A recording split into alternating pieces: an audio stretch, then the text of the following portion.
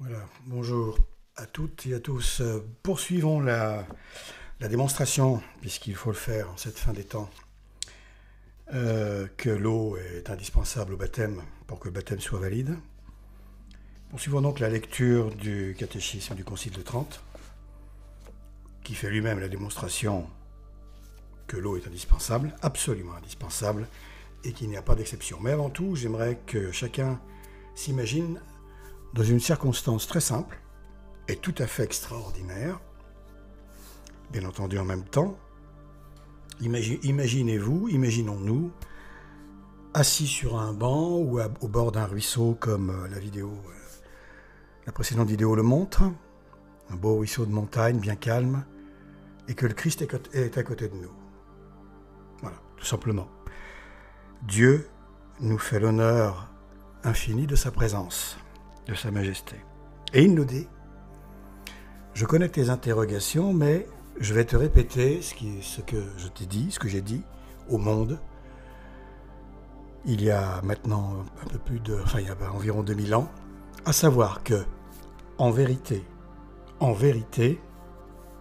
si quelqu'un ne renaît pas de l'eau et de l'esprit, il ne peut aller au paradis. C'est-à-dire, il n'est pas baptisé validement, etc. Imaginons-nous, à la place de Saint Jean, donc, qui a entendu ces paroles, de la bouche même de Dieu, de Dieu le Fils, de Jésus-Christ. Bon, c'est très simple. Est-ce qu'on est en droit, à ce moment-là, de lui dire « Ah, Seigneur, non, vous faites une petite erreur, enfin, vous oubliez un petit quelque chose. » Vous savez, les catéchumènes qui mourront 3 secondes avant le baptême, écrasés par un météorite, ou les autres qui sont écrasés par un bus ou un train quelques jours avant ou quelques heures avant. Bon, eh bien, ceux-là, évidemment, ils sont quand même au ciel, enfin, ils sont sauvés, hein, même s'ils n'ont pas reçu le baptême d'eau. Vous oubliez de nous le dire simplement, mais c'est entendu. Mais vous imaginez ça?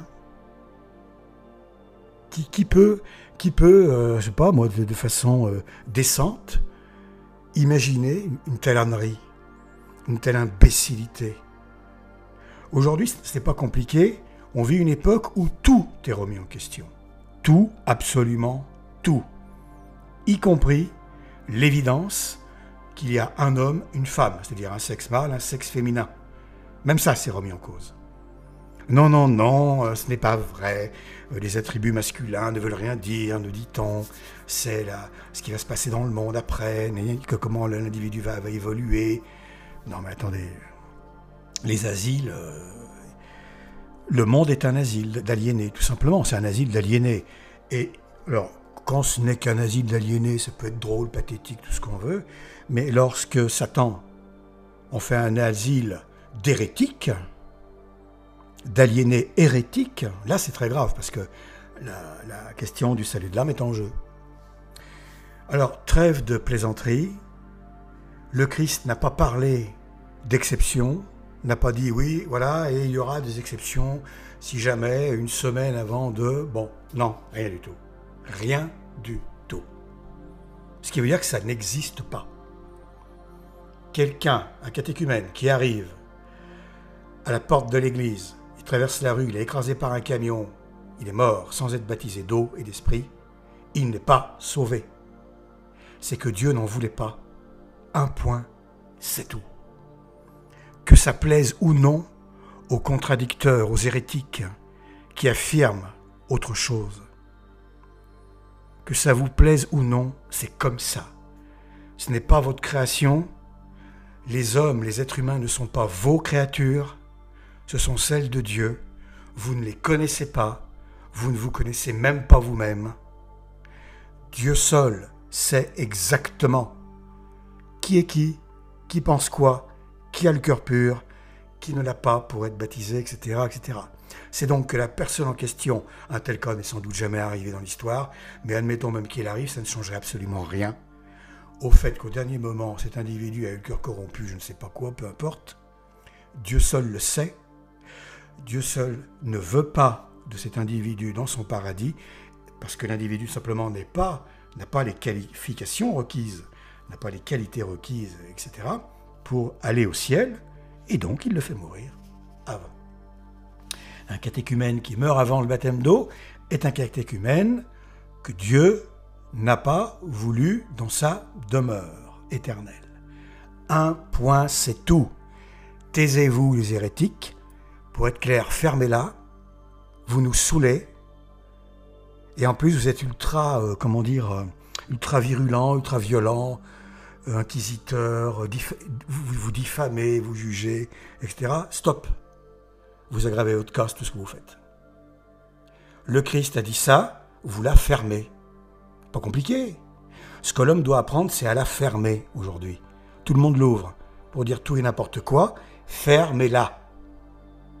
Les hérétiques, on en a ras-le-bol. Toute la journée, on vous entend dire vos âneries, pour être poli. J'ai envie de dire autre chose. Vos conneries, pour être clair.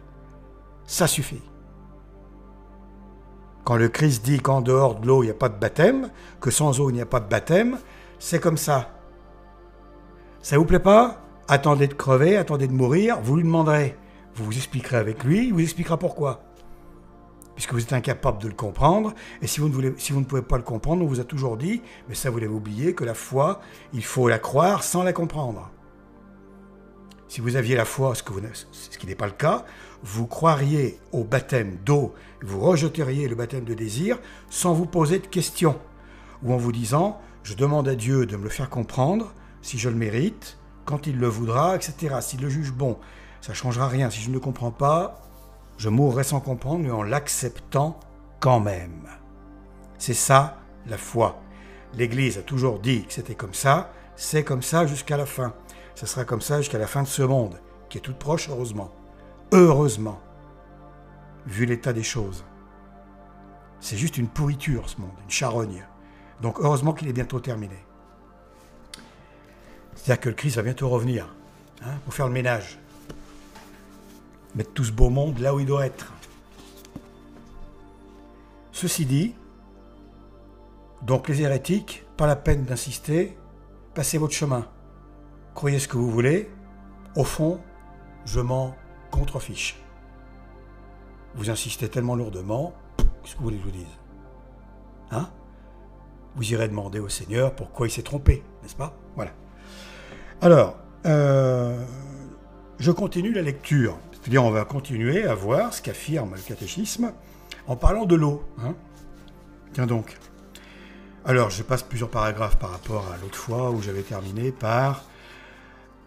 le peuple doit savoir également que si dans la nécessité on peut employer une eau dont on doute si elle est telle que le sacrement l'exige, c'est cependant une vérité incontestable que jamais et pour aucune cause le baptême ne peut exister, pour aucune cause.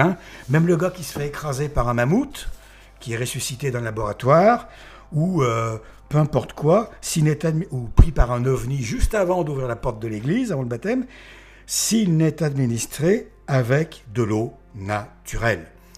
Normalement, je n'aurais absolument pas besoin d'insister. On ne devrait absolument pas avoir besoin d'insister. Mais vu l'imbécilité de l'humanité actuelle, vu son hérésie, vu son apostasie, vu cet orgueil qui fait que tout est remis en question, surtout la parole de Dieu, on est obligé de faire comme ça. Je continue, je saute plusieurs paragraphes, on continue, page 163 pour indication. Les pasteurs auront donc soin de donner la doctrine sur ce point et d'expliquer, en peu de mots, l'usage et la pratique de l'Église. Elle admet 3 manières de baptiser. Alors, ça ne veut pas dire qu'il y a 3 baptêmes, vous allez voir. Attention, oh là là, vous emballez pas. Ou bien en plongeant dans l'eau ceux que l'on baptise, ou bien en versant l'eau sur eux, ou enfin, en les arrosant par aspersion. Il n'est pas question de baptême de désir, de sang, de machin, de bidule, non. Mais de ces 3 rites, quel que soit celui qu'on suive, il est certain que le baptême est valide. L'eau n'est employée dans le baptême que pour signifier l'ablution intérieure de l'âme que ce sacrement opère. Voilà pourquoi saint Paul l'appelle un bain. Pour qu'il y ait un bain, il faut qu'il y ait de l'eau. Continuons. Saint Augustin, qui n'était absolument pas infaillible. Je rappelle que l'infaillibilité n'appartient qu'à l'Église, catholique évidemment, et au pape, valide, à des papes valides, le dernier ayant été Pie XII, qui a été très limite. Bon, depuis que Jésus-Christ a été plongé dans l'eau, l'eau a le pouvoir d'effacer tous les péchés. Oh, comme c'est bizarre. Eh oui, c'est Jésus-Christ qui a donné ce pouvoir à l'eau indispensable. Hein? C'est pas le bus qui écrase le mec qui va valider. C'est pas son désir. Le désir est indispensable pour que le baptême soit valide et pas sacrilège. Mais le désir seul ne suffit pas, bien entendu. Sinon, on serait baptisé d'office. Je désire être baptisé. Bah ça y est, vous êtes baptisé. Ok, super. Mais c'est vraiment débile. C'est débile. Vous allez voir, on va faire des objections, on va les traiter un petit peu après. Vous allez voir où ça nous mène. Depuis que Jésus-Christ a été plongé dans l'eau, donc l'eau a le pouvoir d'effacer tous les péchés. Et encore, le péché s'est fait baptiser, non qu'il eût besoin d'être purifié, bien entendu, mais pour purifier lui-même l'eau, au contact de sa chair divine, donc, sans tache, et pour lui communiquer la vertu de nous purifier. Ensuite, donc continuons, que si quelqu'un demande pourquoi il a plu à notre Seigneur d'attribuer à l'eau une vertu si admirable et si divine, il faut répondre que cela dépasse notre intelligence. Voilà, c'est tout, cherchez pas les gars. Ne cherchez pas, n'allez pas chercher plus loin. Dieu vous dépasse, nous dépasse tous, infiniment. Mais ce que nous pouvons comprendre d'une manière suffisante, c'est que notre Sauveur s'étant fait baptiser, l'eau, en touchant sa chair très sainte et très pure, se trouva consacrée à l'usage de ce sacrement. Et puis aussi, bien entendu, l'eau, c'est ce que l'on trouve normalement de partout. Il n'a pas dit il faut trouver de l'or pur, du diamant, du whisky à 50 degrés qui vient de... Non. De l'eau. Whisky autrichien, 70 degrés. Je m'en souviens une fois de celui-là. Les auteurs, plus loin, les auteurs ecclésiastiques conviennent que lorsque notre Seigneur, après sa résurrection, dit à ses apôtres « Allez, enseignez toute une nation, baptisez-les au nom du Père et du Fils et du Saint-Esprit », au même moment, l'obligation de recevoir le baptême, donc d'eau, fut imposée à tous les hommes qui voudraient se sauver. Évidemment qu'ils le désirent. Prenons les cas d'un imposteur, un faux juif faussement converti, qui se fait faussement baptiser. Voilà, baptême de façade, le cœur est toujours dans le Talmud, etc., dans sa religion. Eh bien, évidemment que ça ne vaut rien aux yeux de Dieu. Il n'y a que les hommes qui seraient dupes. Le désir n'y est pas. Le cœur est impur. Dieu laisse faire pour des raisons qui lui appartiennent, qui nous échappent. C'est aussi simple que ça. Le désir ne suffit pas. Encore une fois, il s'est livré pour elle afin de la sanctifier. Alors, il nous a fait renaître à l'espérance de la vie par la résurrection de Jésus-Christ d'entre les morts. Et aussi, le baptême donc, parole de saint Paul qui en parlant de l'Église s'exprime ainsi, il s'est livré pour elle afin de la sanctifier en la purifiant par le baptême de l'eau dans la parole de vie. Tous les deux, en effet, semblent rapporter l'obligation du baptême au temps qui suivit la mort du Sauveur, de sorte que ces paroles de Jésus-Christ, celui qui ne renaîtra point de l'eau et de l'Esprit ne pourra entrer dans le royaume de Dieu, s'appliquent évidemment au temps qui devait suivre sa passion, et non pas au temps avant. Évidemment. Continuons un petit peu, donc on passe les ministres du baptême, les parrains et marraines, tout y passe. Nécessité du baptême. Bon, c'est simple, hein. Ce que nous avons dit jusqu'ici de ce sacrement est très utile à connaître pour les fidèles, mais ce qu'il est absolument nécessaire de ne pas leur laisser ignorer, c'est que notre Seigneur a fait à tous les hommes une loi de se faire baptiser. Loi si rigoureuse que ceux qui ne seraient pas régénérés en Dieu par la grâce de ce sacrement ne viendraient au monde que pour leur malheur et leur perte éternelle, que leurs parents d'ailleurs fussent chrétiens ou païens. C'est pourquoi les pasteurs ne sauraient expliquer trop souvent ces paroles de l'Évangile. Si quelqu'un n'est pas régénéré par l'eau et par l'Esprit, il ne peut pas entrer dans le royaume des cieux. C'est répété à l'envi. Là, on est page 172. C'est tout à fait extraordinaire, c'est merveilleux. Que voulons-nous de plus ? Que voulons-nous de plus ? Qu'est-ce qu'il faut aller encore chercher des trucs délirants, débiles, qui ne sont sans doute d'ailleurs jamais arrivés, encore une fois, hein, des exemples, les gars qui meurent 3 secondes avant, oui, bon, puis même si c'était arrivé, peu importe, ça ne change absolument rien. Bon, on continue, on va finir avec ça. Enfin, alors attendez, on va remonter un peu plus haut. Que plus ils viendront tard au baptême, les fidèles, plus longtemps aussi, ils demeureront privés de l'usage et de la grâce des autres sacrements, qui sont l'âme, en quelque sorte, de toute la religion chrétienne, puisque le baptême seul ouvre les portes qui conduisent jusqu'à eux, jusqu'à ces sacrements. Enfin, qu'ils renonceraient également aux avantages immenses que ce premier sacrement renferme. C'est qu'en effet, l'eau salutaire du baptême efface et détruit les taches et les souillures de tous les péchés commis auparavant, en même temps qu'elle orne notre âme de cette grâce divine dont le secours et la force nous font désormais éviter le mal et conserver la justice et l'innocence. 2 choses dans lesquelles se résume toute la vie chrétienne, comme il est facile de le voir. Et alors là, on continue, donc juste le paragraphe suivant. Alors vous voyez comme c'est amené, c'est ça qui est extraordinaire. Là, on voit l'œuvre du diable. Qui a le culot et la morgue qu'on m'a reproché. La morgue, c'est-à-dire cette espèce de vanité, etc. Il n'y a pas de vanité à affirmer la vérité.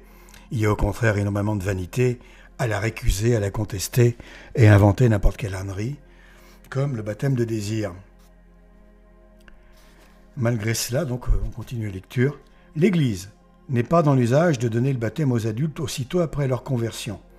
Elle veut au contraire qu'on le diffère un certain temps. Ce retard n'entraîne point pour eux les dangers, chose qui ne se passait pas au début. Au temps des apôtres, etc., là, on baptisait tout de suite. Quelqu'un qui comprenait que le Christ avait été Dieu, le Messie, etc., il voulait être baptisé, était baptisé. On n'était pas 3 ans, 4 ans, tout ça pour le baptiser. On lui demandait pas d'être un théologien confirmé pour avoir le baptême. D'accord ? Comme c'est le cas aujourd'hui, quasiment. Elle veut au contraire qu'on le diffère un certain temps. Ce retard n'entraîne point pour eux les dangers que menacent les enfants, ainsi que nous l'avons dit plus haut. Tiens donc, et pourquoi donc ? C'est très injuste. Les enfants sont innocents, au contraire, on pourrait penser que c'est pour eux que le retard pourrait être insignifiant, étant donné leur innocence. Mais non. Bon. D'après ce que raconte ce truc, comme ils ont l'usage de la raison, le désir et la résolution de recevoir le baptême, joints au repentir de leurs péchés, leur suffiraient pour arriver à la grâce et à la justification si quelque accident soudain les empêchait de se purifier dans les fonds salutaires. Au contraire, ces retards ont bien leur utilité, puisque l'Église est chargée de veiller, et avec la plus grande sollicitude, à ce que personne ne s'approche de ce sacrement par un esprit de dissimulation et d'hypocrisie. Elle connaît et apprécie mieux, en différant le baptême, la sincérité de ceux qui le demandent. Voilà pourquoi les anciens conciles avaient décrété que les Juifs qui se convertiraient à la foi catholique resteraient pendant plusieurs mois au rang de simples catéchumènes avant d'être admis à recevoir le baptême. Oui, mais les Juifs, dont on connaît la perfidie, c'est-à-dire le manque de foi, et dont on connaît la haine de l'Église, du Seigneur, etc., de la Vierge. D'un autre côté, ce retard permet d'instruire les adultes d'une manière plus parfaite des règles de vie chrétienne et des principes de la foi dont ils doivent faire profession. C'est sûr qu'en partant du principe que, à partir du moment où on a mis le pied dans une catéchèse, là, dans un truc de catéchumène, et puis on a le désir, on s'est repenti soi-disant, on est sauvé d'office, on se demande même à quoi sert le baptême. On peut le repousser pendant des années dans ce cas-là. pour connaître toujours mieux la personne, sonder les reins, les cœurs. Mais il faut arrêter là, de nous prendre pour des abrutis. Il faut vraiment stopper net. Ce n'est pas ça, le baptême. On ne demande pas encore une fois à quelqu'un d'être un théologien confirmé pour être baptisé. C'est le cœur, le désir du cœur, avec la connaissance minimale de la foi, le credo, savoir où on met les pieds dans l'église, savoir ce qu'entraîne le fait d'être catholique, etc. D'accord. Mais dans les grandes lignes, le baptême ne doit jamais être différé ou autrement que par pure nécessité, que par ce qui est purement nécessaire, justement parce qu'on ne sait pas ce qui peut arriver. Hein? Si c'était si anodin, pourquoi à ce moment-là avoir décrété que même un musulman peut, en cas de mort subite de quelqu'un qui souhaite entrer dans l'église et être baptisé, pourquoi l'Église a décrété que même un musulman, un athée, n'importe qui peut baptiser quelqu'un s'il a conscience de ce qu'il fait. Alors c'est quand même étonnant, mais bon, pourquoi pas, s'il a conscience de ce qu'il fait, avec de l'eau naturelle juste avant sa mort, en cas de péril mortel. Pourquoi cette urgence si on est tranquille avec le désir? Là, le gars lui dirait, mais hé, tu désires, pas de problème, t'es sauvé, man, tu es sauvé. Mais vous voyez comment on se fout de nous. On se moque de nous avec ça. On se moque du monde. Et le but, encore une fois, c'est l'abolition pure et simple du baptême d'eau. De l'unique baptême. Pour que plus personne soit baptisé. Parce qu'à ce petit jeu, je donne pas long pour le baptême d'eau. Déjà qu'il y a très très peu de baptisés tous les ans. Ça se compte des fois sur les doigts des deux mains. J'en ai la preuve à la Fraternité Sapidis avec laquelle j'étais avant, il y a pas mal d'années, à Lyon. Bon, une année, il y avait moins de 10 personnes pour le baptême d'eau. C'est comme ça, c'est dramatique. Alors c'est sûr que en parlant en plus, en rajoutant en plus le baptême de machin, le baptême de choucroute, le baptême de désir, de tout ce que vous voulez là-dedans, bon, le baptême d'eau, hein. Le désir, c'est le baptême. Ah bon, bah voilà, je désire, donc je suis baptisé. Oui, c'est l'homme qui se fait Dieu. C'est l'homme qui se fait Dieu. Le sacrement, la main de Dieu, c'est l'homme qui... C'est finalement la main de l'homme. Hein, voilà. Le coup de tampon que donne Dieu sur l'âme, en quelque sorte, qui atteste qu'elle est baptisée, bah, le sceau de Dieu, non, c'est mon désir. Ah bon. C'est méprisant, c'est méprisable. C'est méprisant et méprisable. Enfin, on rend à ce sacrement tout l'honneur qu'il mérite, ah bon, en le recevant d'une manière solennelle et avec les cérémonies de l'Église, aux fêtes de Pâques et de la Pentecôte, oui, enfin, quand tout va bien, hein. Mais dans un monde où tout va mal, là, c'est très différent, on n'attend pas. Cependant, il y a quelquefois des raisons graves et même nécessaires de ne pas différer le baptême aux adultes, par exemple, s'ils se trouvent en danger de mort. Vous voyez le contresens? Vous voyez la contradiction? C'est absurde. Ou s'ils sont parfaitement instruits des mystères de la foi. Ah, parfaitement. Dites donc, là, on vous baptisera que quand vous serez saint. Quand vous mènerez une vie de saint, quand vous connaîtrez tout de la foi dans ses moindres détails, tout du dogme, toute l'histoire de l'Église. Non, mais on est où, là? Je vous dis, ce monde est devenu un asile d'aliénés. Ou s'ils sont parfaitement instruits des mystères de la foi. C'est ce que firent Saint Philippe et le prince des apôtres. Saint Philippe baptisa le serviteur de la reine d'Éthiopie et Saint Pierre le centurion Corneille, l'un et l'autre sans aucun retard, et dès qu'ils eurent déclaré qu'ils étaient prêts à embrasser la foi, donc dans l'urgence de la mort.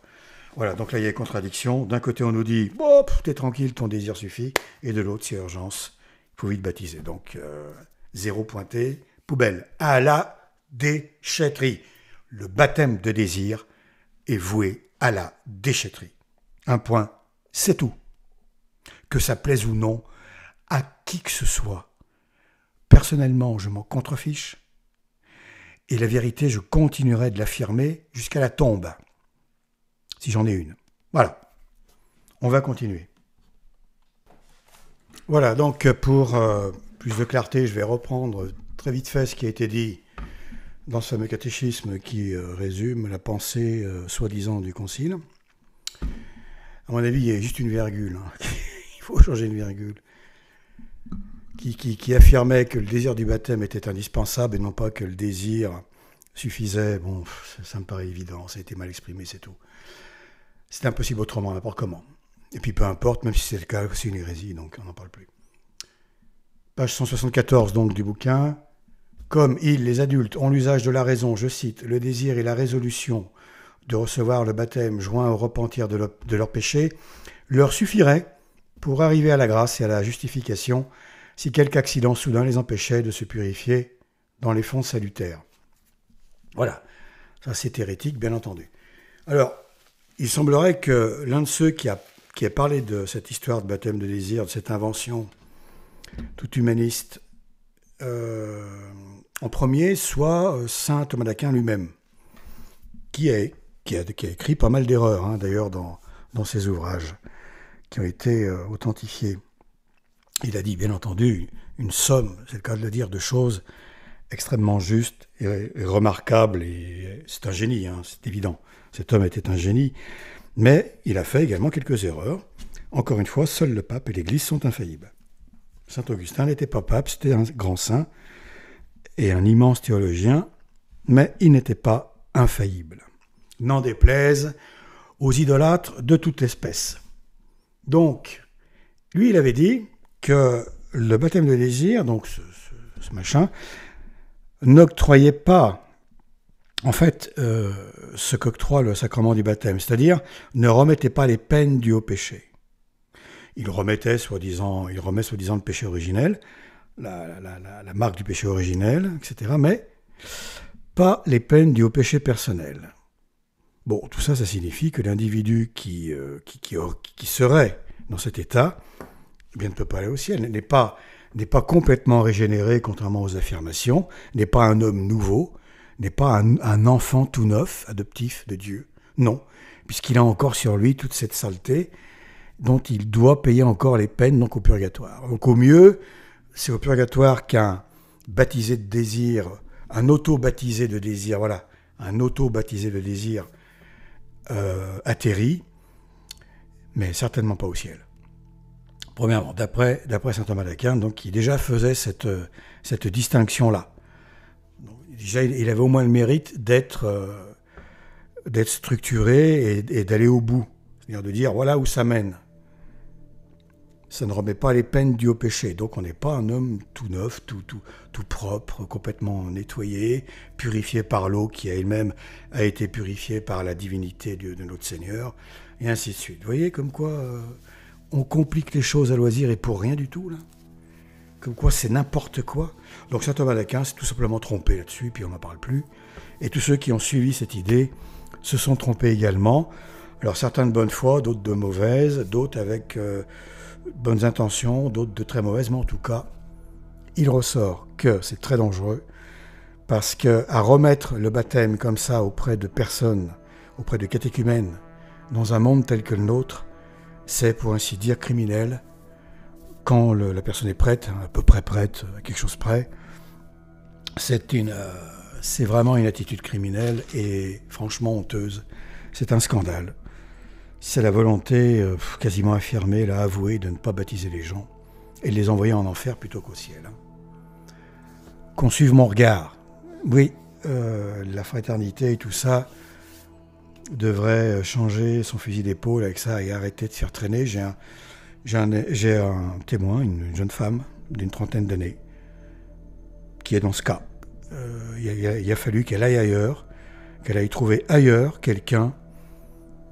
D'ailleurs, un faux prêtre, un vrai prêtre, mais qui est chez les modernistes, donc son baptême est très douteux, d'après d'ailleurs un autre prêtre traditionnaliste.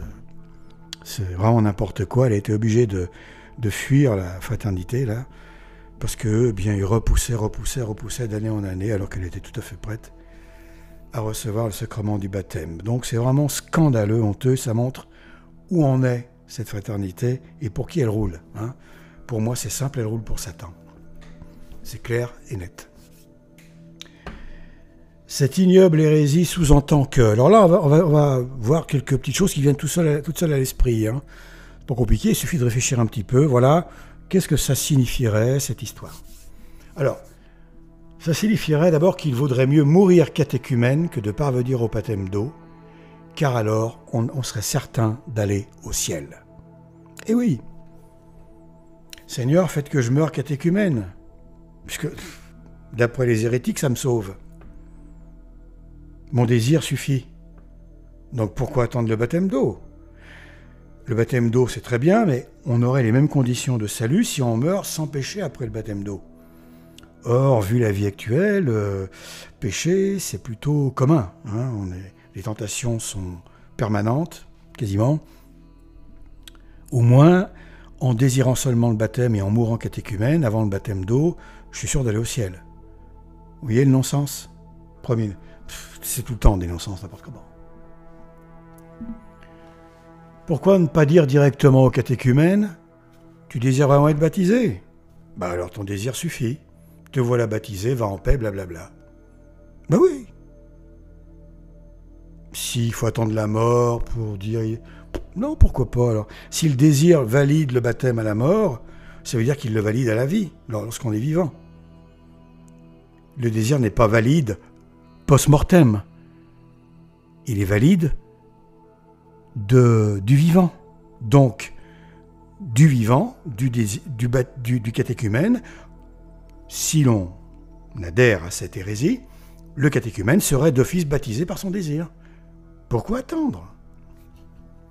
Comme Monseigneur Lefebvre disait aux petits noirs d'Afrique qui lui disaient « Baptisez-nous avant de partir » parce que, comme je l'ai montré dans la première vidéo, texte à l'appui, parce que si on meurt avant que vous reveniez, on est en enfer. Mais non, ton désir suffirait dans ce cas-là. Désolé, mais c'est scandaleux. Ça peut être choquant ce que je dis, parce que Monseigneur Lefebvre est l'idole et tout. Enfin, l'idole piétinée aujourd'hui par la fraternité, mais non, moi c'est pas mon idole, Monseigneur Lefebvre. Voilà, pas du tout, j'ai aucune idole d'ailleurs. Mais bon, non, il s'est trompé. C'était très grave de dire ça. Alors il était de bonne foi, certes, sans aucun doute, mais c'est très grave quand même. Adhérer à cette hérésie signifierait donc qu'il faille attendre de mourir pour jouir des effets du baptême. On est dans un contresens. La mort ferait office de cérémonie de baptême, le désir étant la matière du sacrement.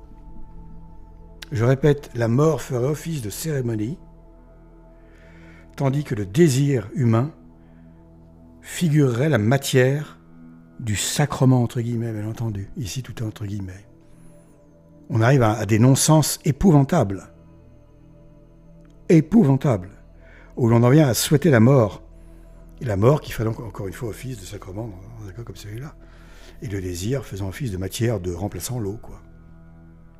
On va faire une analogie avec le foot, rapidement, qui vaut ce qu'elle vaut. Le ballon, c'est la matière. Désirer marquer un but, c'est pas la même chose que de le marquer. Hein? Le désir de l'homme vaut pour sacrement, blasphème. C'est l'homme qui se substitue à Dieu.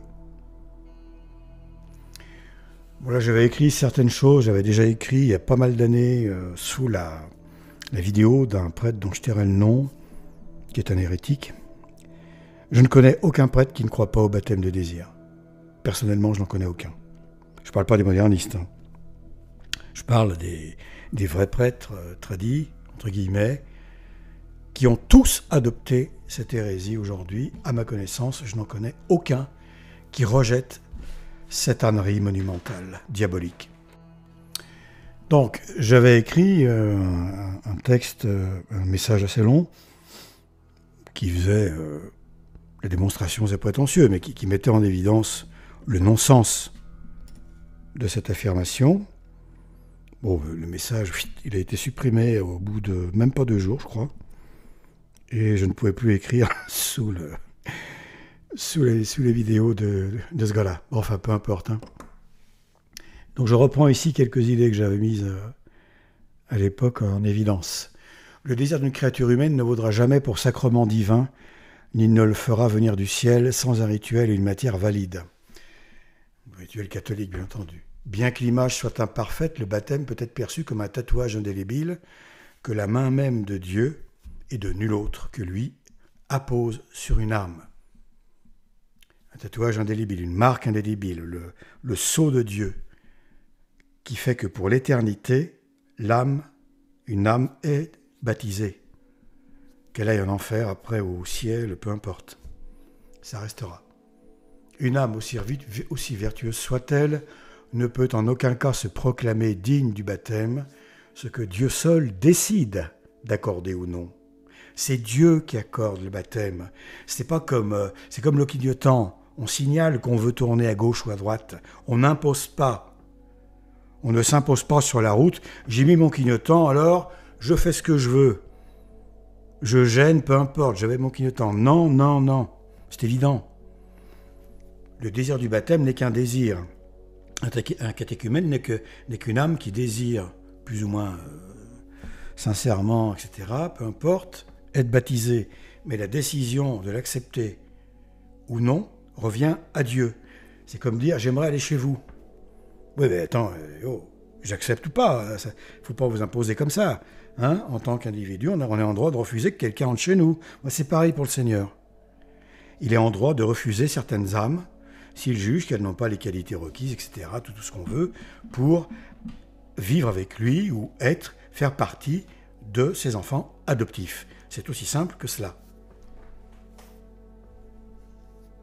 Ce serait agir à l'instar des protestants qui se déclarent sauvés une fois la réalité de Jésus-Christ seul acceptée, ce qui est une ineptie évidemment, comme tout le monde le sait ici. Le baptême invisible, entendu dans le sens d'un semblant de sacrement opéré sans le rituel ni la matière, qui lui sont attachés et validés par l'Église catholique, n'existe nulle part dans l'enseignement catholique. Ou alors les hérétiques prétendent-ils que le désir d'une créature est un rituel validé par le Créateur et son Église. Bon, autre question qu'on peut se poser, à quoi sert le baptême d'eau ? À rien, puisque le baptême de désir suffit. Pourquoi attendre la mort ? On n'a qu'à décréter le gars, pas besoin de s'embêter avec de l'eau. Hein, dans les déserts, ils ont qu'à dire, écoute, on n'a pas d'eau, ton désir te baptise, et puis on n'en parle plus. Le fait de désirer est salvateur. Seul, et suppose que si le catéchumène meurt avant le baptême d'eau, cette mort échappe à tout contrôle divin et oblige Dieu, le force, à sauver le défunt uniquement parce qu'il désirait le baptême d'eau. Ça, c'est encore un non-sens grossier, grotesque. C'est même un blasphème, un sacrilège, une honte de penser comme ça. Le baptême de désir obligerait Dieu. Vous voyez ce que je veux dire ? C'est très simple. La mort du désireux oblige Dieu. Ah, tu es sauvé parce que tu es mort. Mais qui contrôle la vie et la mort ? Dieu. C'est Dieu qui fait mourir les âmes. Ou qui empêche qu'elles meurent par un miracle, peu importe. Qui leur prolonge la vie. C'est personne d'autre. Le suicidé prend la décision de se mettre à mort, il est en enfer parce que justement, il usurpe ce droit divin. Dieu étant le créateur de tous les êtres, il a un droit de vie et de mort sur eux. Il a donné la vie, il a le droit de la reprendre, c'est tout. C'est aussi simple que ça. Eh bien, le baptême, le bidule de désir, obligerait Dieu, lui enlèverait ce droit sur la mort, sur la vie de ces créatures, la vie et la mort de ces créatures, un droit divin, régalien, on va dire. Ça n'a pas de sens, encore une fois. C'est un blasphème. Dieu seul, en tant que créateur, contrôle le don de la vie et le salaire de la mort, son moment et ses circonstances. Affirmer le contraire, c'est faire du hasard, parce que là, du coup, Dieu... Oh, la mort de cet individu m'a échappé, mince. Ce catéchumène était désireux, donc je suis obligé de l'accepter. On va où, là ? Affirmer le contraire, c'est faire le hasard. Du hasard, le Dieu qui contrôlerait le moment où chaque être humain doit mourir, ce qui échapperait à Dieu et le contraindrait à accueillir au paradis l'âme d'un catéchumène, quel qu'il soit. Vous voyez ? Le hasard, hein, ce fameux Dieu des imbéciles. Ah oui. Et donc, on voit que sans arrêt, de quelque façon que l'on retourne le problème, on tombe toujours sur un non-sens, sur quelque chose de blasphématoire, de sacrilège, qui tient pas du tout la route, qui remet en question la divinité, le droit de Dieu, etc. C'est débile. Donc saint Thomas d'Aquin prétendait que le baptême de désir ne remettait pas la peine due au péché, en parlant des catéchumènes uniquement. Bon, il ne s'agit donc pas d'un baptême, puisque ces derniers remettent toutes les peines dues au péché personnel. Aussi simple que ça.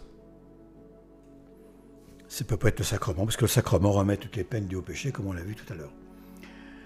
Donc en admettant que le baptême de désir soit valide, une âme qui mourrait après avoir reçu ce baptême de désir et sans avoir péché irait non pas directement au paradis, comme on l'a vu tout à l'heure, mais au purgatoire.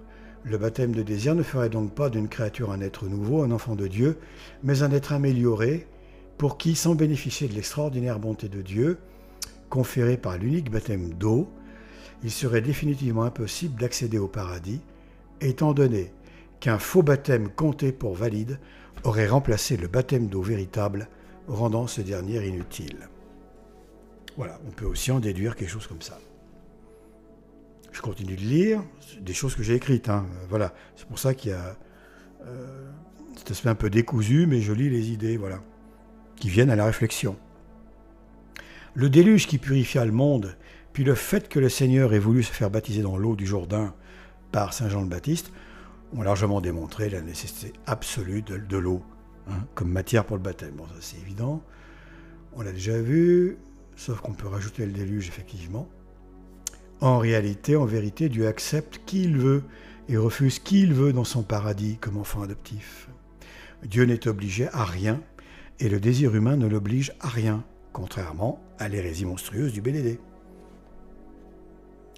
Même si en théorie cela n'a peut-être jamais eu lieu dans les faits, un catéchumène mourrait quelques instants avant de recevoir le baptême d'eau. S'il mourrait, cela signifierait que Dieu, pour une raison que lui seul connaît et juge juste, comme on l'a vu au début, refuse cette âme parce qu'elle ne mérite pas, en définitive, d'aller au ciel. Satan parvient progressivement à faire oublier l'absolue nécessité du baptême d'eau, ce qui se confirme de plus en plus dans les faits, comme on l'a vu également rapidement, notamment au sein de la fraternité, mal nommée, qui retarde sans cesse lors du baptême d'eau et avoue l'interdire toujours plus. On continue.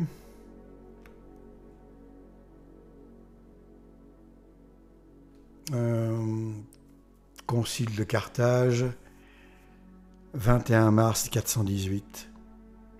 Quiconque dit que le Seigneur a dit « Dans la maison de mon Père, il y a plusieurs demeures pour qu'on comprenne qu'il y a dans le royaume des cieux un certain lieu se trouvant au milieu ou ailleurs où vivent les bienheureux les petits-enfants qui ont quitté cette vie sans le baptême, sans lequel ils ne peuvent pas entrer dans le royaume des cieux, qui est la vie éternelle, et bien que cette personne soit anathème. » Saint Augustin en 415. Toute personne qui dirait que les enfants qui quittent cette vie sans participation dans le sacrement du baptême sont rendus vivants dans le Christ va vraiment à l'encontre de la prédication des apôtres et condamne toute l'Église. Pape Paul III, Concile de Trente, Canon 5, Session 7, en 1547. Si quelqu'un dit que le sacrement du baptême est libre, c'est-à-dire qu'il n'est pas nécessaire pour le salut, qu'il soit anathème. Si quelqu'un dit que l'eau vraie, le même pape, Canon 2 ce coup-ci, si quelqu'un dit que l'eau au même concile, 1 de 30, si quelqu'un dit que l'eau vraie et naturelle n'est pas chose nécessaire pour le baptême, et si en conséquence il détourne au sens d'une métaphore, ce que font les hérétiques, les paroles de notre Seigneur Jésus-Christ en Jean 3,5, si l'on ne renaît pas de l'eau, de l'Esprit Saint, etc., qu'il soit anathème, excommunié donc. Pape Clément V, Concile de Vienne, 1311-1312, ex cathedra. Pour cette raison, tous doivent fidèlement confesser qu'un unique baptême régénère tous ceux qui sont baptisés dans le Christ, comme il n'y a qu'un seul Dieu et une seule foi, et que, célébrés dans l'eau, au nom du Père, du Fils et du Saint-Esprit, nous croyons qu'il est un remède parfait aussi bien pour les adultes que pour les enfants. Pape Eugène IV, Concile de Florence, Exultate Deo, 1439. La première place de tous les sacrements est tenue par le saint baptême qui est la porte de la vie spirituelle. Par lui, nous devenons membres du Christ et du corps de l'Église.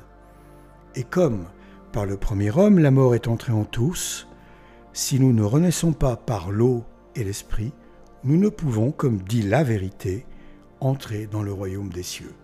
Jean 3,5 encore une fois. La matière de ce sacrement, continue le pape Eugène IV, est l'eau vraie et naturelle. Enfin, pape Innocent III, Concile de Latran, 4, Constitution 1, en 1215, ex cathedra. Le sacrement du baptême qui s'effectue dans l'eau en invoquant la Trinité indivise, c'est-à-dire le Père, le Fils et le Saint-Esprit, légitimement conféré par qui que ce soit selon la forme de l'Église, aussi bien aux enfants qu'aux adultes, sert au salut. Voilà donc les exemples d'affirmations infaillibles de pape au sujet du baptême d'eau, de sa nécessité absolue. Voilà, je vais donc continuer la lecture de certaines réflexions. Ça évite de partir un peu trop dans tous les sens, donc j'ai mis par écrit certaines choses. Il y a quelques redondances, veuillez, je m'en excuse auprès de vous. Dieu est maître de la vie et aussi de la mort physique de ses créatures. Puis évidemment, il est éternel. Il advient donc qu'il permettra à quiconque fait partie du livre de vie, âme méritant, entre guillemets, ou prédestinée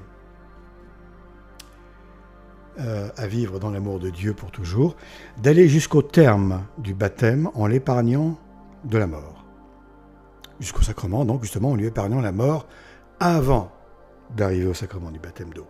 L'inverse est aussi vrai, à savoir qu'une âme indigne d'accéder au paradis, malgré son désir du baptême, qui n'oblige pas Dieu, contrairement à ce qu'affirment ces gens-là, plus ou moins sincère, voire franchement hypocrite, donc l'âme, voilà, n'y parviendra pas, Dieu pouvant l'en empêcher par toutes sortes d'événements et par la mort, tout simplement. Il est bon de rappeler à ce propos que seuls s'offusquent de tels propos des personnes qui ont des sentiments strictement humanistes, et donc qui négligent l'amour envers Dieu, que l'on doit à Dieu, oubliant à grand tort que les créatures n'appartiennent pas à qui éprouverait de tels sentiments si trompeurs, mais que lesdites créatures appartiennent et dépendent de Dieu seul. C'est pourquoi, ne pouvant agir qu'en parfait accord avec sa justice et sa bonté parfaite et en connaissance parfaite de toutes choses, y compris des chemins du libre arbitre de chacun d'entre nous, Dieu ne commettrait jamais la moindre injustice. Au contraire, il eût été injuste qu'une âme, bien qu'en route vers son baptême, mais indigne selon Dieu de parvenir à ce sacrement ou d'accéder au paradis, puisse y parvenir par le fait de mourir avant le baptême et donc d'être soi-disant sauvé par son désir. Ce serait une injustice, tout à fait. Pape Pie IX, Concile du Vatican I, pas de 1, session 3, chapitre 1, Pape Pie IX donc.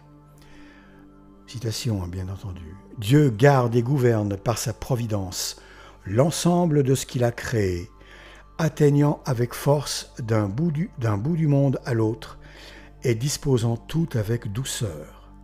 En effet, toutes choses sont à nu et à découvert devant ses yeux, y compris celles que l'action libre des créatures produira. » C'est clair, le libre arbitre de l'homme n'est pas du tout mystérieux pour Dieu. L'omniscience divine connaît toutes les voies qu'emprunteront ces créatures, qu'elles empruntent dans le temps et l'espace, en fonction de leur libre arbitre. Il n'y a aucun secret pour Dieu, d'où la prédestination, d'où la validité qui est remise en question aujourd'hui de la prédestination. Remettre en cause la prédestination, c'est remettre en cause l'Évangile, c'est remettre en cause l'enseignement de l'Église, c'est remettre en cause Dieu, etc. Comme d'habitude. Dans ce monde de fin des temps où la vérité est haïe et rejetée comme ça n'a jamais été le cas, bien entendu. Alors, en faveur des supposés 3 baptêmes, les arguments ne relèvent que de l'humanisme, de bons sentiments, plus ou moins digestes, bons entre guillemets, mais en aucun cas de la doctrine.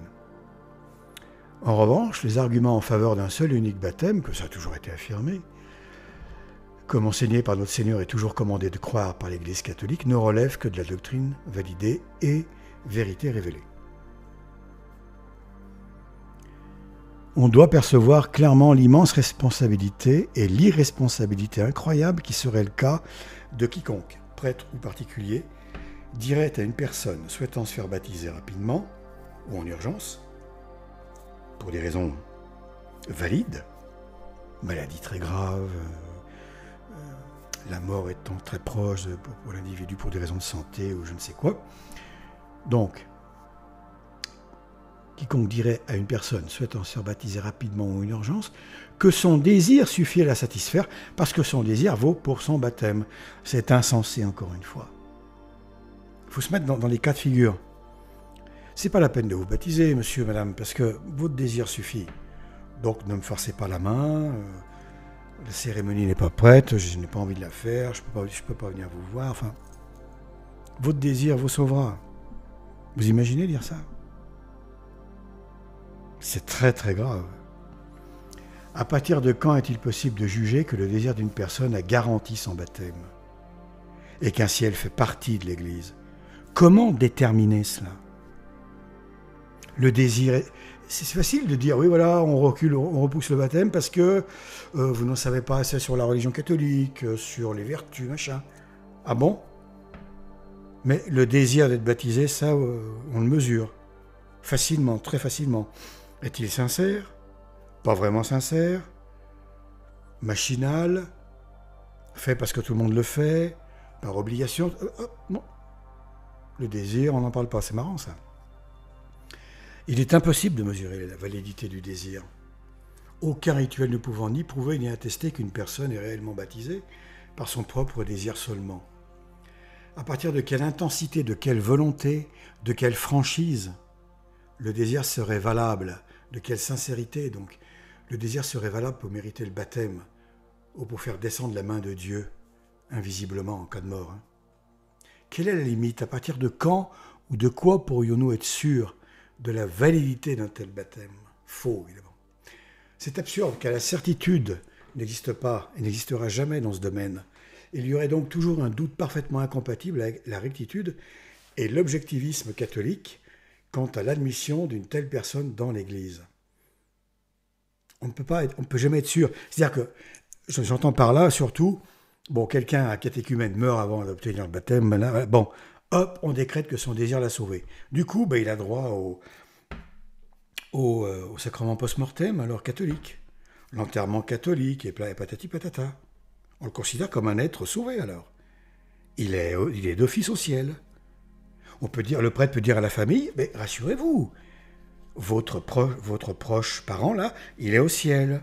Réjouissez-vous. Il a été sauvé par son désir, vous vous rendez compte? C'est-il pas beau? Hein? Impossible. C'est impossible de faire comme ça, d'agir comme ça, de croire cela. On voit bien que tout part à volo avec cette affaire. Il n'y a rien de sûr, rien de certain. Tout est dans le doute. Tout est douteux, invalide. Justement, c'est pas douteux, c'est archi douteux. C'est impossible. Voilà, donc... Et donc, les conséquences sont encore une fois terribles, parce que, à l'inverse, avec le baptême d'eau, le vrai rituel, le vrai sacrement, qui certifie, comme dans l'Eucharistique, le véritable, bien entendu, rituel de la transubstantiation, ça garantit la présence réelle dans l'hostie, autant le baptême validement effectué, avec l'eau et tout, garantit que la main de Dieu a apposé, a accepté que le baptême se fasse, et donc accepte cette âme comme enfant adoptif. Voilà. Dieu a accepté le baptême, donc Dieu a accepté l'âme comme enfant adoptif. Dieu aurait refusé le baptême d'eau, eh bien ce baptême d'eau n'aurait pas pu se faire pour une raison ou pour une autre, mort, accident, qu'importe quoi. Parce que Dieu n'en veut pas de l'âme, c'est tout. Bon, donc admettons que le baptême s'est fait, alors le rituel est respecté, l'eau naturelle est appliquée, alors là on a la certitude absolue que l'âme est baptisée et que le simple créature, qui appartient à Satan, entre guillemets, elle est devenue enfant adoptif de son Dieu, de Dieu et désormais Père éternel. De son nouveau Père, qui n'est plus le diable, mais le Créateur de toute chose, le Père éternel, la Trinité, quoi. Là, on en est sûr. Avec le désir bidule, non. Rien. Il est évident que l'Église catholique aussi n'est pas une auberge espagnole, hein, ni un hall de gare, et que c'est Dieu seul qui permet ou non de pouvoir y entrer. C'est pas le désir de l'homme qui force la porte de l'Église, non. Le désir de l'homme met la main de Dieu sur la porte. Disons, incite Dieu à mettre la main sur la porte de l'Église. Mais il faut d'autres choses pour que Dieu l'ouvre, la porte. Il faut qu'il accepte, qu'il valide tout cela. Et les sacrements, c'est la manière qu'a Dieu de nous dire « je valide telle chose ». Ce sont des miracles. Le baptême est un miracle. Le désir de l'homme n'est pas un miracle. Surtout à la mort. Ça n'a vraiment aucun sens tout ça. À terme, où mène une telle croyance ? Non, juste avant, un petit truc avant, pardon, petite réflexion avant. L'hérésie du désir baptisant, dans l'invisible, prétend que son auteur puisse lui-même s'imposer parmi les enfants de Dieu. Voilà, je résume, ce qu'on vient de dire. Le désir du catéchumène, par sa mort, force Dieu donc à l'accepter. Alors, peut-on croire sincèrement que le démon ne se sert pas de ceci, de cette hérésie, pour obtenir cela, à savoir l'éradication totale du baptême véritable, son oubli, on va bientôt le décréter, non indispensable. Pour comment, au point où on en est aujourd'hui, on peut tout entendre. On peut déjà tout entendre, tout sera à peu près accepté par la grande majorité des gens. Très très grande majorité. Bien que la messe moderne soit invalide, la secte Vatican II fait tout son possible pour en finir avec la foi en la transsubstantiation. De la part de modernistes non catholiques, rejetant ou haïssant la vérité révélée, ou simplement ayant adopté pour autant de croyances personnelles non dérangeantes, il n'y a pas à s'étonner. Ayant opté, pour autant de croyances personnelles non dérangeantes, il n'y a pas à s'étonner. Mais que les supposés tradis, les faux tradis, soutiennent une hérésie dont le démon va se servir pour en finir avec le baptême véritable, c'est quand même invraisemblable. Imaginons, et pourtant c'est réel, imaginons qu'il y parvienne, le démon, que tous les soi-disant tradis soient convaincus que l'on peut se contenter de son propre désir pour être baptisé. Ce qui est le cas par cette affirmation. Affirmer ce qui est valide à la mort, c'est affirmer ce qui est valide du vivant. La mort n'est pas un sacrement, que je sache. Alors le rituel de l'eau, disparaissant, plus aucune âme n'aurait en réalité la moindre chance d'obtenir son salut. Et ainsi le démon serait aux anges. C'est son but. N'en doutez pas, c'est le but du diable, qui se sert de tous ces hérétiques pour matraquer les consciences, surtout que cette affaire de baptême de désir est devenue un véritable tabou. Quelqu'un comme moi, eh bien, je suis diabolisé, alors là c'est épouvantable, persona non grata, là vous pouvez être sûr. Remettre en cause le sacro-saint baptême de désir, c'est remettre en cause le fanatisme diabolique de tous ces aveugles, quoi. C'est remettre en cause un des grands objectifs du démon et de ses sbires, conscients ou non de l'être. Le fait d'avoir une telle opposition en face de soi, lorsqu'on remet en cause, très légitimement, lorsqu'on dévoile, lorsqu'on démasque, c'est très à la mode, l'hérésie qui se cache derrière cette prétendue, cette imbécilité, quoi, ce mensonge, la violence de l'opposition montre à quel point les hérétiques y tiennent, justement, à cette hérésie, à quel point c'est important pour eux. Alors certains par orgueil, d'autres... le démon, lui, et ses sbires tout à fait conscients de ce qu'ils font, c'est pour en finir avec le baptême d'eau, et donc en finir avec la possibilité du salut pour les êtres humains. C'est l'objectif final. Ça et la suppression de la messe, valide, Saint Pie V, etc. Et vous n'avez plus rien sur la terre pour être sauvé. À partir de là, il n'y a plus aucun intérêt à exister. Et Dieu détruit le monde. Parce que je rappelle que le monde a été créé pour les saints, pour les saintes âmes, et non pas pour les guignols qui jouissent de ce monde, qui se prennent pour des dieux là-dedans, etc. Alors, on peut encore ajouter, est-ce que la très grande majorité du petit monde dit traditionnel ne croit pas déjà que quiconque, quelle que soit sa croyance, et sans même faire partie de l'Église du Seigneur, peut être baptisé par le seul désir de l'être, que cela s'adresse simplement à des catéchumènes ou à tout individu, quelle que soit sa provenance religieuse, quelle incroyable hérésie! Soutenir avec tant d'acharnement que le soi-disant baptême de désir est valide nécessite d'en faire la démonstration et d'être capable, à la limite, d'affirmer que l'on peut se passer du véritable baptême d'eau pour avoir une chance d'être sauvé. Et avec le désir, ce n'est pas une chance, c'est une certitude. Puisque la mort du catéchumène l'envoie directement ou au purgatoire ou au ciel, donc il est sauvé. C'est incroyable de pouvoir croire ça encore une fois. Il est conforme à la foi catholique d'affirmer qu'à quiconque n'a pas reçu le sacrement du baptême d'eau, il est impossible d'accéder au paradis. Ça, oui, on peut le dire. Mais l'inverse, non. Il est interdit de le dire. À l'inverse, on peut dire quiconque n'a pas reçu le baptême d'eau ne peut pas aller au ciel, qu'il le désire ou pas. Mais l'inverse, le baptême de désir, lui, ça n'a absolument aucun sens. On affirme dans le vent, sans preuve. Vous n'avez jamais entendu quelqu'un, moi non plus, vous démontrer par A plus B que le baptême de désir est valide, par des cas concrets, par une logique concrète, conforme à la pensée de l'Église, conforme au dogme catholique. Jamais, ça n'existe pas. L'Église n'a jamais fait une telle démonstration, personne ne l'a jamais faite.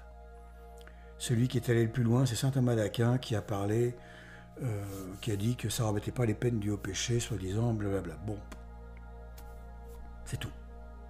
Mais vous n'avez aucune démonstration. C'est juste une pensée comme ça, un désir, un souhait humaniste, parce que ça dérange de penser autrement. Oh mon Dieu, quelle injustice, ce catéchumène alors, qui faisait tout, je sais pas quoi, qui paraissait sincère, bon, et puis qui meurt avant le baptême, il n'est pas au ciel. Ben non, il n'est pas au ciel, il n'est pas au ciel. Dieu n'en a pas voulu. Pourquoi? Mais ça ne vous regarde pas. Ça ne vous regarde pas. C'est la volonté de Dieu. D'accord? Pourquoi Dieu a créé les mygales? Pourquoi Dieu a créé les virus?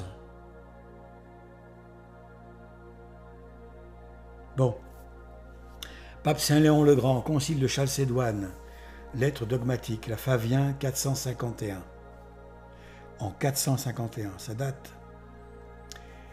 Qu'il entende le bienheureux apôtre Pierre, proclamant que la sanctification de l'Esprit se fait par l'aspersion du sang du Christ. C'est lui qui est venu par l'eau et par le sang, Jésus-Christ. Non avec l'eau seulement, mais avec l'eau et avec le sang.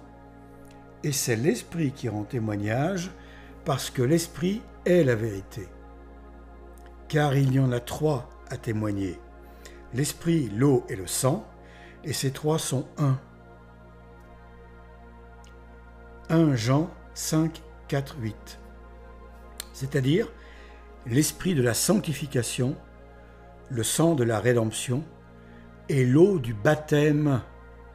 Ces trois qui sont un et demeurent indivises, et aucun d'eux ne se détache de ce qui les relie. C'est clair? Sans eau, il ne peut donc y avoir de baptême. un des vices. Il manque un élément et c'est fichu. En plus, bon, pour en revenir au credo, tout simplement. N'y confesse-t-on pas un seul Dieu, une seule foi, une seule Église et un seul baptême? Est-ce que les Écritures saintes révèlent que notre divin Sauveur s'est adressé à Jean pour lui affirmer que quiconque ne renaît pas de l'un des 3 baptêmes d'eau, de désir ou de sang n'ira pas au paradis? Non. Peut-on croire un seul instant que sur une question d'une telle importance, une question aussi cruciale pour le salut de l'âme, eh bien Jésus-Christ, sachant dès l'origine que cela figurerait noir sur blanc dans les Écritures, se fut permis de passer sous silence l'existence de 3 baptêmes différents? Non, le Christ aurait fait cette précision.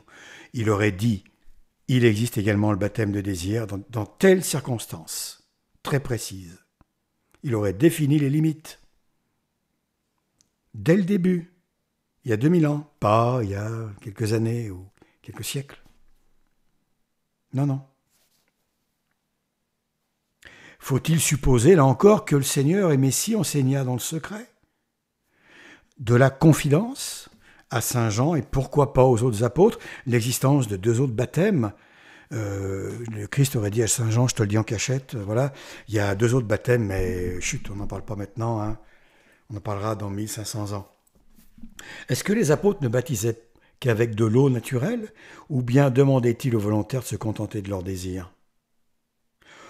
Bon, on pourrait sans doute rajouter beaucoup de choses encore à la réflexion qui mettent en évidence l'absurdité, le non-sens et l'hérésie de ce baptême de désir, entre guillemets.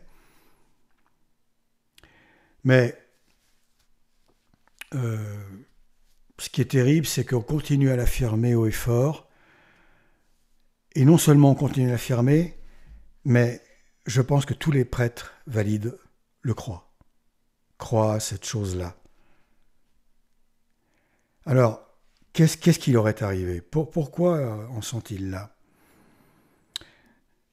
Il faut se rappeler que la Vierge, à la Salette, la Sainte Vierge, avait dit que les prêtres étaient devenus des cloaques d'impureté. Alors, par impureté, elle ne parlait pas que d'impureté physique, liée à la luxure, mais surtout de l'impureté de l'âme, de l'esprit, de la foi, au niveau de la foi, des prêtres avides d'hérésie,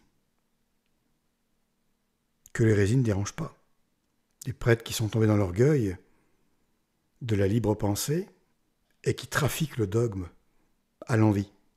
On en est là depuis longtemps, depuis très longtemps, mais aujourd'hui on est au bout. On est au bout du rouleau. On est au terme de cette folie en fait. L'hérésie, c'est une folie. Et que tous les prêtres, ou presque, que le prêtre qui ne croit pas au baptême de désir, que le prêtre valide qui ne croit pas au baptême de désir soit béni dans ce monde. Que les prêtres qui ne croient pas, s'il y en a, soient tous archi bénis et protégés dans le monde, dans ce monde, et qu'ils enseignent à leurs fidèles en quoi c'est très dangereux de croire à cela, parce que cela tend à la suppression, à rendre inutile le véritable baptême d'eau, encore une fois. Pourquoi je fais ces vidéos? Parce que le danger est là. Ce n'est pas parce qu'il y aurait que quelques cas, une dizaine de cas, 20, 30, 100, 1000 dans le monde où le gars s'est fait écrabouiller avant le baptême, et puis voilà. Non, ça, à la limite, c'est même secondaire. Non, c'est parce que le but réel est la suppression du baptême d'eau. Voilà ce que cachent les hérétiques conscients de l'être, les hérétiques conscients de l'importance de cette chose monstrueuse, du plan de l'enfer. Vous pouvez être sûr que dans la religion mondiale, qui est prête, Abu Dhabi, la maison d'Abraham. Allez-y, allez voir. Sur Internet, la maison d'Abraham à Abu Dhabi, les 3 temples, là, un pour les juifs, un pour les musulmans, un pour les, entre guillemets, chrétiens. C'est prêt, tout est prêt. Bergoglio a fait le boulot, il a terminé d'enlever les souches du dogme.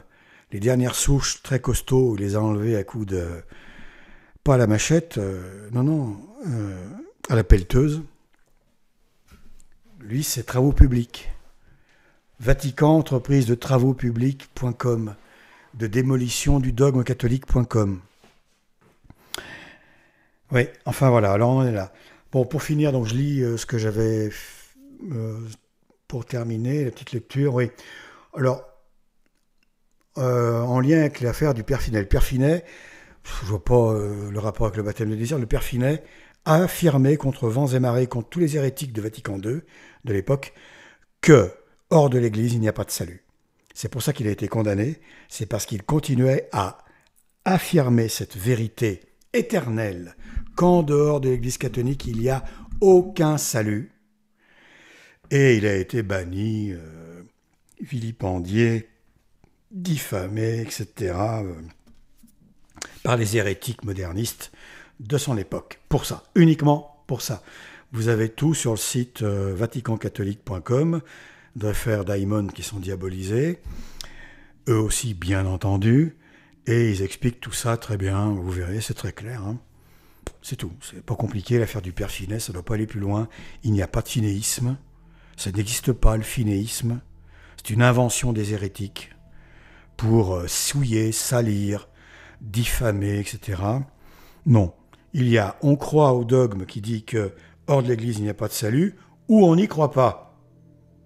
Le Père Finet y croyait, j'y crois, d'autres y croient, voilà, c'est tout. Je ne suis pas finéiste, je suis catholique. C'est très différent. Le finéisme, j'en ai rien à fiche. Le Père Finet, je l'admire pour ça.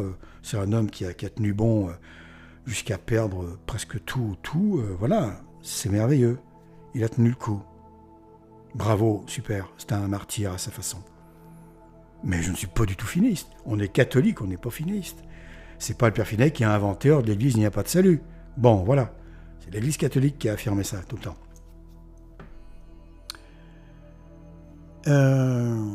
Il n'y a que Jésus-Christ en personne qui pourrait me convaincre que depuis 2000 ans, l'Église s'est trompée et que lui a changé d'avis sur le baptême. Personne d'autre, ni un ange, un séraphin quel qu'il soit, ni un homme évidemment, un homme, ni personne. Voilà, il n'y aurait que le Christ qui, s'il m'apparaît, mais j'ai demandé depuis longtemps, donc rien du tout, qu'il me dise, qu'il me fasse comprendre que je me trompe, que le baptême de désir existe. Non, ça n'existe pas. Le Christ ne s'est pas trompé il y a 2000 ans, le Christ n'a rien oublié, le Christ savait pertinemment quel sort serait fait du dogme catholique à la fin. Il savait pertinemment qu'une fausse église, une contre-église satanique prendrait la place de l'église catholique, se ferait passer pour elle, etc., etc. Tout ça, il le savait et il aurait agi en conséquence si c'était le cas. Au final, le Seigneur n'a pas dit que lorsqu'il reviendra sur la terre, il trouvera un grand nombre d'âmes ayant la foi. Il n'a pas dit qu'il trouverait les centaines de milliers d'adeptes de la fraternité mal nommée. Non. Il a demandé, tout en sachant, bien entendu, pertinemment, trouvera-t-il la foi sur la terre? C'est-à-dire qu'il se pourrait qu'à son retour, il n'y ait pas la foi sur la terre, tout simplement. Il n'y ait plus aucune âme qui ait la foi. Ce qui sera peut-être bien le cas. Je pense que ça sera le cas. Ou alors, il resterait 8 âmes qui aient la foi, comme les 8 sauvés du déluge. Enfin, je ne sais pas. Mais peu importe, mais ça veut dire en tout cas que la foi sera à ce point rarissime qu'on pourra la compter les personnes qui l'ont encore à ce moment-là sur les doigts d'une main, quoi, ou des deux mains. Ça ne veut pas dire qu'il y aura des centaines de milliers de gars qui l'auront, de personnes qui l'auront, sur la Terre. Par conséquent, on pose la question, est-ce un bon signe que tant de gens croient, aient adopté l'hérésie du baptême de désir? Bien sûr que non. Rien que sur un plan logique, même sans parler de dogme, là, il est beaucoup plus rassurant et sain d'être du côté des très très très très rares qui ne croient pas à cette ânerie, qui continuent de prêcher qu'il n'y a qu'un seul baptême et puis c'est tout, point barre, et que leur désir est poubelle, que de faire partie des millions d'individus qui croient au baptême de désir. Millions dans le monde, hein, j'entends. Hein. S'il y en a des millions.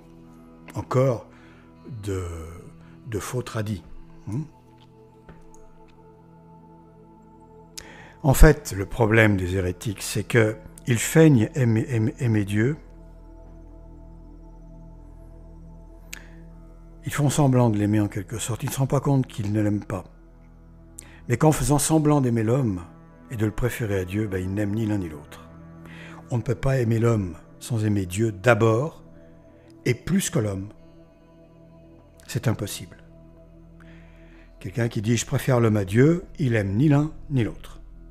Quelqu'un qui dit « j'aime l'homme sans aimer Dieu », c'est pire, c'est bien pire. On ne peut aimer l'homme que si l'on aime Dieu d'abord et que si l'on préfère Dieu à l'homme. Premier commandement, j'aimerai mon Dieu plus que tout. On n'adore pas l'homme, on adore Dieu seul. L'adoration pour Dieu seul, pas pour l'homme. Les idolâtres sont en dehors de l'Église. Et c'est croire aimer l'homme que de l'aimer sans aimer Dieu d'abord et plus que l'homme. C'est ce que font les hérétiques. Qui pensent comme ils veulent penser.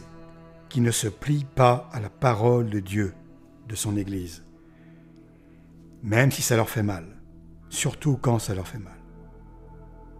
Mal à leur morale, à leur vision des choses, à leur petit point de vue. On s'en fiche. Quiconque est capable de priver du véritable baptême d'eau, quiconque le désire seulement, est capable de le priver de la possibilité de son salut. Est-ce la preuve d'un réel amour pour Dieu et son prochain?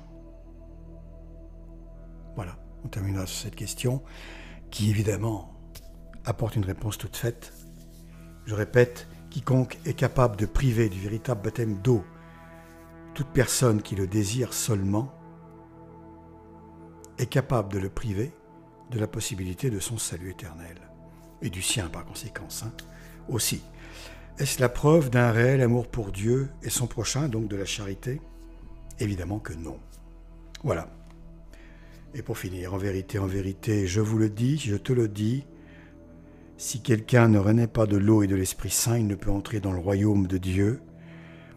Vous êtes à côté du Seigneur, il vous parle comme à Saint Jean.